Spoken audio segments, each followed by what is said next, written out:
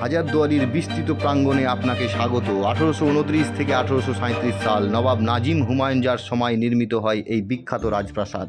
একটা প্রশ্ন করি আপনাদের, হাজারদুয়ারি প্রাসাদে কি সত্যি 1000টা দরজা আছে? আর যদি থাকে তবে কেন এতগুলো দরজা দরকার হলো? সব দরজা কি আসল নাকি কিছু নকলও বানানো হয়েছে? চলুন একে একে পাঠ্যোদ্ধার করা যাক।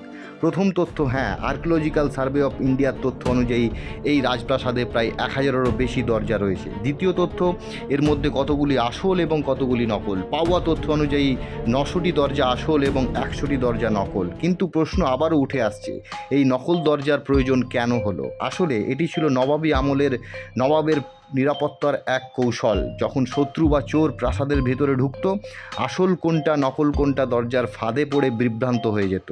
ঠিক সেই সময়ই প্রহরীরা খুব সহজেই তাদের পাকড়াও করতে পারত। তাই হাজারদুয়ারি শুধু একটা ঐতিহাসিক প্রাসাদ নয়, বরং নবাবী আমলের এক দুর্দান্ত বুদ্ধিমত্তার পরিচয়।